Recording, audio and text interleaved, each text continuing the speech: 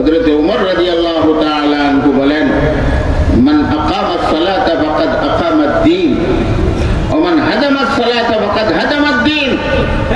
যে নামাজকে প্রতিষ্ঠা করলো, যে নামাজকে কায়েম রাখলো, সে দ্বীনকে কায়েম রাখলো, আর যে নামাজকে নষ্ট করলো সে দ্বীনকে নষ্ট করে দিল। এই জন্য দ্বিতীয় নম্বর গুণ একজন মুসলমানের জন্য, সফলতার জন্য, মানুষের সফলতার জন্য নামাজ সঠিক হওয়া। আল্লাহ নবী ইরশাদ করেছেন, সাল্লু কামা রাআইতুমুনি উসাল্লি। যেভাবে তোমরা আমাকে নামাজ পড়তে দেখো এইভাবেই নামাজ পড়ো। এই জন্য আমাদের নামাজ যেন ভাবে পড়ার অবকাশ নেই। নামাজ পড়তে হবে নবীর নামাজের নিয়ম দেখে, নবীর নামাজের সুন্নত দেখে আমাদের নামাজ পড়তে হবে। প্যারা হাবিব সাল্লাল্লাহু আলাইহি ওয়াসাল্লাম ইচ্ছাকৃতভাবে কখনো নামাজ তরক করেন নাই। ঘুমের মধ্যে নামাজ কাজা হয়ে গেছে।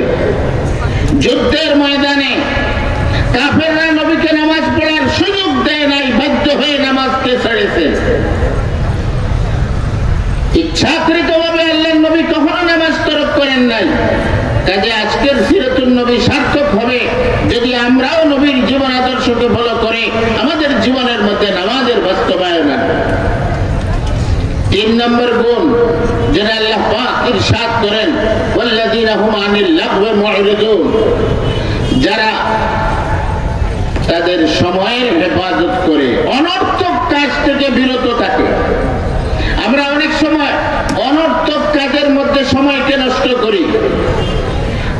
আল্লাহর হাবিব ইরশাদ করেন, নি'মাতানি মাকবুনুন ফীহিমা কাসীরুম মিনান নাস। দুইটা নিয়ামতের মধ্যে অধিকাংশ মানুষ অবমূল্যায়ন করে থাকে। দুইটা নিয়ামত, একটা হলো সুস্থতা আর একটা হলো অবসর সময়। আমরা অবসর সময়ের কদর করি না। মেরে মুহতারাম ভাইও, আমাদের জীবন বরফের চাক্কার মতো। বরফের চাকা যেভাবে গলে আমাদের জীবনটা ওইভাবে শেষ হয়ে যাচ্ছে। আমাদের জীবনের পৃষ্ঠা শেষ হয়ে যাইতেছে। একদিন করে, 1 ঘন্টা 1 ঘন্টা করে, 1 মিনিট 1 মিনিট করে আমাদের জীবন, বয়স বাড়তেছে না, বরং হায়াত কমতেছে। আমরা বলি বয়স বাড়তেছে, বয়স বাড়তেছে না, হায়াত কমতেছে। আমাদের সুস্থতা এর নিয়ামতকে আমরা কদর করি। অসুস্থ হওয়ার আগে, আমাদের ব্যস্ততা আসার আগে অবসর সময়কে কাজে লাগাই। দারিদ্রতা আসার আগে সচ্ছলতাকে কাজে লাগাই।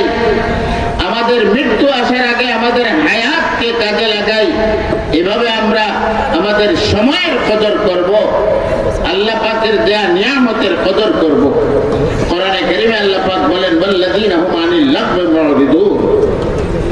অনর্থক কাজ থেকে বেঁচে থাকা। দুনিয়াতে বহু মানুষ এই অনর্থক কাজ থেকে বেঁচে না থাকার কারণে বহু ধরনের গুনাহের মধ্যে লিপ্ত হয়। বর্তমান যুগে ইন্টারনেট সবার হাতে হাতে চলে আসছে। এই ইন্টারনেট যেমন একদিক থেকে কিছু মানুষের জন্য উপকার আসে, আবার বহু মানুষের ধ্বংসের কারণ হয়ে যাচ্ছে, চরিত্র নষ্টের কারণ হয়ে যাচ্ছে। ইন্টারনেটের মধ্যে ফেসবুক এবং অশ্লীল জগতের মধ্যে পড়ে আমাদের আখলাককে আমরা ধ্বংস করতেছি, আমাদের সময়কে ধ্বংস করতেছি। এই জন্য আমাদের সময়ের হেফাজত করা এটা আমাদের জন্য অপরিহার্য। যে সময় আমি অবসর নষ্ট করতেছি অন্য বেহুদা কাজের মধ্যে, এই সময়টাতে যদি আমি সুবহানাল্লাহি ওয়া বিহামদিহি সুবহানাল্লাহিল আযীম এই তাসবিহটা অন্তত পড়তাম, আর যদি 100 বার এই তাসবিহটা যদি আমি পড়তে পারতাম, তো হাদিসের মধ্যে আসছে আমার গুনাহ যদি সমুদ্রের ফেনা সমতুল্য হয়ে থাকে, আল্লাহ পাক তার গুনাহকে ক্ষমা করে দেবেন। সমুদ্রের ফেনা কেউ গুনতে পারে? গুনতে পারে না। অগণিত সংখ্যক গুনাহ যদি হয় তবু আল্লাহ তাআলা তার গুনাহকে মাফ করে দিবেন। এই তাসবিহ যদি কেউ 100 বার সকাল সন্ধ্যা পাঠ করে, তাহলে আমরা অবসর সময় হাঁটা চলার মধ্যে আমরা আমাদের অবসর সময়কে কাজে লাগাবো তাসবিহাতের মাধ্যমে। যারা ব্যবসায়ী আছি, মুগলা বাজার এটা একটা বাজার, পুরাতন বাজার, অনেক পুরাতন। আমার বাবা ওই বাজারের মধ্যে ব্যবসা করতেন। আমার বাবা একজন ব্যবসায়ী ছিলেন। ব্যবসায়ী যদি জিকিরের মাধ্যমে ব্যবসাকে পরিচালনা করে, তো তাদের অনেক দাম রয়ে গেছে। কোরআনে কারীমে আল্লাহ পাক ইরশাদ করেন, রিজালুন লা তুলহিহিম তিজারাতুন ওয়ালা বাইউন আন যিকরিল্লাহ। একদল মানুষ তাদের ব্যবসা বাণিজ্য, তাদের বেচা কিনা আল্লাহর জিকির থেকে বিরত রাখে না, গাফেল রাখে না, উদাসীন রাখে না। সে ব্যবসা করতেছে কিন্তু তার জিকিরে কলবি আছে, তার কলবের মধ্যে জিকির আছে। সে ব্যবসা করতেছে কিন্তু তার দিল মসজিদের সঙ্গে লাগানো আছে। সে ব্যবসা করতেছে, আখিরাতের ফিকির তার দিলের মধ্যে আছে। ব্যবসা করতেছে, আল্লাহর ভয় দিলের মধ্যে আছে। এরকম সৎ ব্যবসায়ী যদি হয়, তবে তার ব্যবসার মধ্যে আল্লাহ পাক বরকতের দুয়ারকে খুলে দেবেন এবং তার মর্যাদা আল্লাহ পাক নবী, সিদ্দিক, সালেহিন, শুহাদাদের সঙ্গে তার হাসর করে নেবেন। التاجر الصدوق الأمين مع النبيين والصديقين والشهداء والصالحين। হাদিসের মধ্যে সৎ ব্যবসায়ী, আমানতদার ব্যবসায়ী, যে ব্যবসার মধ্যে মানুষকে ফাঁকি দেয় না, যে ব্যবসার মধ্যে ওজনে কম দেয় না, যে ব্যবসার মধ্যে প্রতারণা করে না, যে ব্যবসার মধ্যে 2 নম্বরই করে না, খারাপ মাল নিচের মধ্যে রাখিয়া ভালো মাল উপরের মধ্যে রাখে, এমন কাজ করে না, ওজনে কম দেয় না, মানুষকে ধোঁকা দেয় না, এরকম আমানতদার সৎ ব্যবসায়ী, তার মর্যাদা হলো মান নবিয়িনা ওয়াস সিদ্দিকিনা ওয়াস শুহাদাই ওয়াস সালিহিন। তার হাসর হবে নবীদের সঙ্গে, সিদ্দিকদের সঙ্গে, শুহাদাদের সঙ্গে, সালিহিনদের সঙ্গে। ভাই, আমরা থাকতে চাই না? যদি থাকতে চাই তাহলে আমরা সৎ ব্যবসায়ী হব। আর সব সময় জিকরে কলবি দিলের মধ্যে থাকবে। জিকরে কলবি যদি দিলের মধ্যে থাকে, শয়তান আমার দিলের মধ্যে ওয়াসওয়াসা ঢালবে না, শয়তান আমাকে গুনাহের কাজের দিকে ধাবিত করবে না। আমার উপার্জন হালাল হবে, আমার খরচ করাটাও হালাল কাজের মধ্যে খরচ করা হবে। এই জন্য আমাদের সময়ের হেফাজত করা, এটা 2 নম্বর গুণ। 3 নম্বর গুণ, ওয়াল্লাযীনা হুম লিয-যাকাতি ফাঈলুন। যারা যাকাত আদায় করে, অর্থাৎ সম্পদের মধ্যে আল্লাহ পাকের একটা হক আছে। এই সম্পদের মালিকানা আল্লাহ, সম্পদের মালিক কিন্তু আমি না। ওয়াবতাগি ফীমা আতাকাল্লাহুদ দারাল আখিরা। আল্লাহ পাক বলেন, তোমাকে যে আল্লাহ পাক সম্পদ দান করেছেন, এই সম্পদের দ্বারা তুমি আখিরাতকে তালাশ করো। তোমার লক্ষ্য যেন আখিরাত হয়, তোমার লক্ষ্য যেন শুধু দুনিয়া না হয়। আল্লাহ দিয়েছেন, আল্লাহ দিয়েছেন। তাহলে সম্পদ দেনেওয়ালা জাত আল্লাহ। এই সম্পদ তিনি দিয়েছেন, তার মর্জি মতো আমার সম্পদকে উপার্জন করতে হবে, তার মর্জি মতো আমার সম্পদকে খরচ করতে হবে। অর্থাৎ আখিরাতকে লক্ষ্য বানিয়ে সম্পদকে তালাশ করা, সম্পদকে খরচ করা। এই সম্পদের বেলায় আল্লাহ পাকের যত হুকুক আছে, যদি যাকাত ওয়াজিব হয় তবে যাকাত আদায় করব, যদিও কোরবানি ওয়াজিব হয় কোরবানি করব, হজ ওয়াজিব হয় তাহলে হজ করব, আত্মীয় স্বজনের হক আছে আত্মীয় স্বজনের হক আদায় করব, প্রতিবেশীর হক আছে প্রতিবেশীর হক আদায় করব, দ্বীনি কাজের হক আছে আমার উপরে, দ্বীনি কাজে সহযোগিতা করব। এই যে সিরাতুন নবী সাল্লাল্লাহু আলাইহি ওয়াসাল্লাম মাহফিল হচ্ছে, এই সিরতের মাহফিলে আমরা যারা টাকা পয়সা দিয়ে সহযোগিতা করেছি, আমরা আমাদের সম্পদের হক আদায় করেছি। মসজিদ মাদ্রাসার খেদমতের মধ্যে আমরা যারা দান করি, তো আমাদের সম্পদের উপরে আল্লাহর দেয়া হককে আমরা আদায় করতেছি। ওয়াল্লাযীনা হুম লিয-যাকাতি ফাঈলুন। 3 নম্বর দায়িত্ব হলো সম্পদের ব্যাপারে আল্লাহর যে হক আছে সেই হককে আদায় করা। 4 নম্বর ওয়াল্লাযীনা হুম লিফুরুজিহিম হাফিজুন। যত গুনাহের কাজ আছে সমস্ত গুনাহের কাজ থেকে বিরত থাকা। বিশেষভাবে আল্লাহ তাআলা লজ্জাস্থানের কথা বলছেন যে লজ্জাস্থানের হেফাজত করবে। এক হাদিসের মধ্যে আল্লাহর নবী ইরশাদ করেন, যে ব্যক্তি তার জবানের হেফাজত করলো, তার লজ্জাস্থানের হেফাজত করলো, আমি তার জান্নাতের জামিন হয়ে গেলাম। তবে চিন্তা করুন এই দুটা জিনিসের হেফাজতের কত দাম, আর এই দুটা জিনিসের হেফাজত না করার কারণে অধিকাংশ মানুষ জাহান্নামী হয়। জবানের হেফাজত করা, এই জবান দ্বারা আমরা মিথ্যা কথা বলি, জবান দ্বারা মানুষকে গালিগালাজ করি, জবান দ্বারা গীবত শিকায়ত করি, মিথ্যা সাক্ষী দেই, এই জবানের দ্বারা মানুষকে কষ্ট দেই। এই যে আমরা ফেসবুকের মধ্যে কারো সমালোচনা করি না জানিয়া, ভিত্তিহীন ভাবে শুনছি আর শোনার উপরে তার সমালোচনা করে দিলাম। এটা কেমন সমালোচনা? গোটা বিশ্বের মানুষই আপনার এই সমালোচনা দেখছে।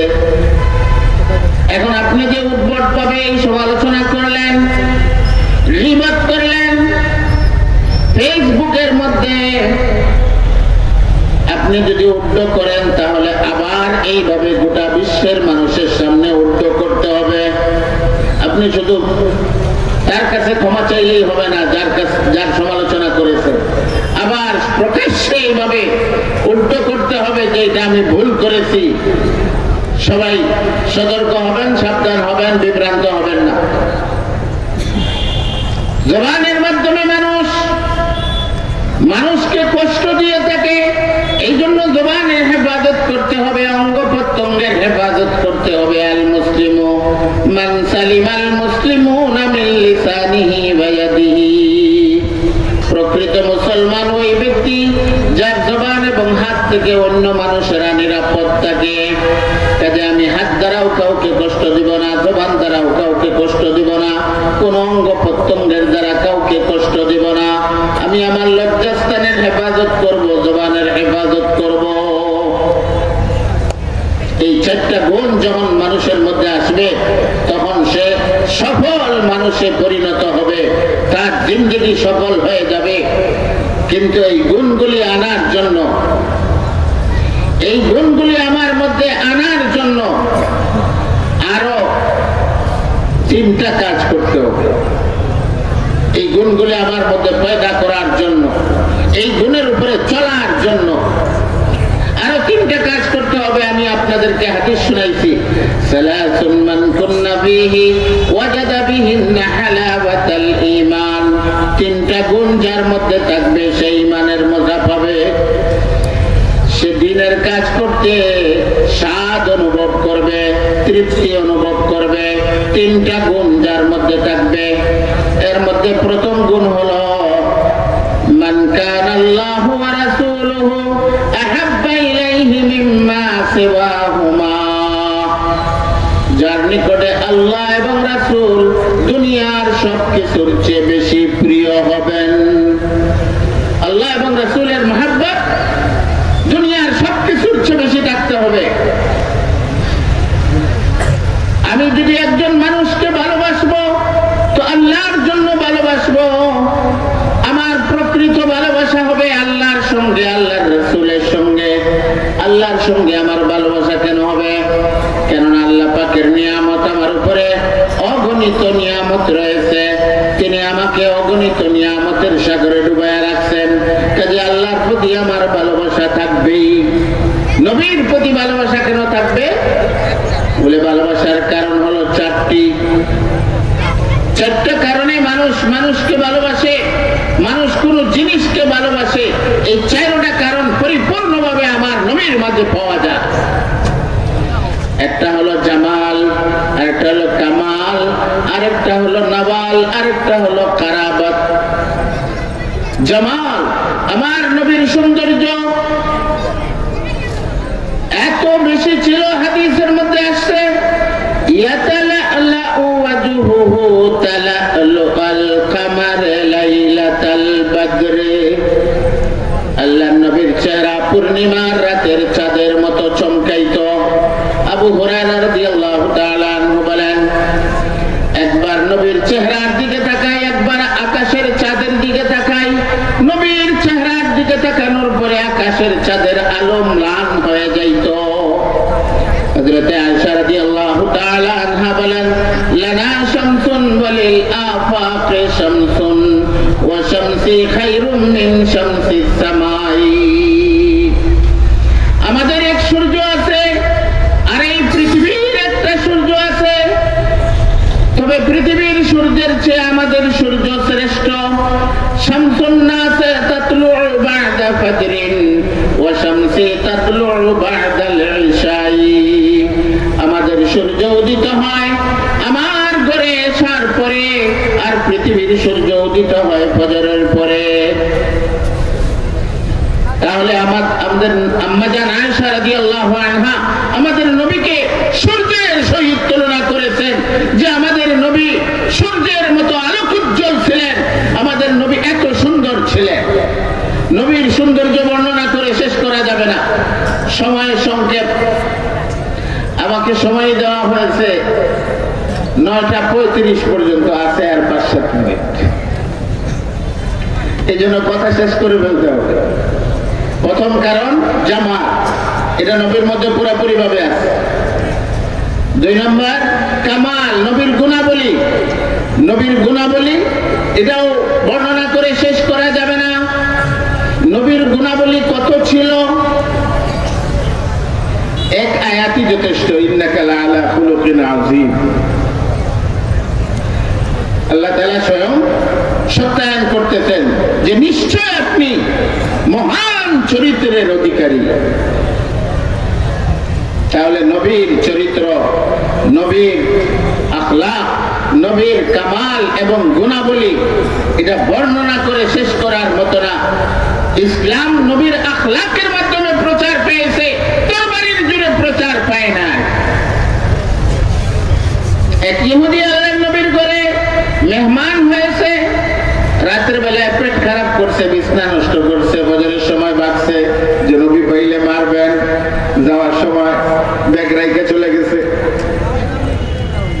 অনেক দূর যাওয়ার পরে মনে করছে আরে ব্যাগ তো রাইখে আসছে, ব্যাগ আনার জন্য আসছে। আসার পরে দেখে মুহাম্মদুর রাসূলুল্লাহ সাল্লাল্লাহু আলাইহি ওয়াসাল্লাম নিজ হাতে তার এই ময়লাকে পরিষ্কার করতেছে।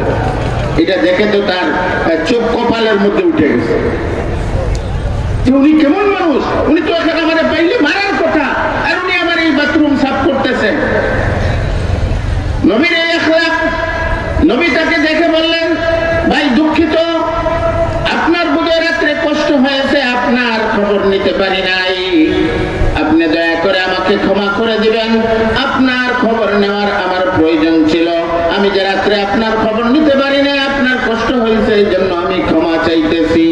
নবীর আখলাক থেকে ইহুদি বেটা সাথে সাথে কালমা পড়ে মুসলমান হয়ে যায়।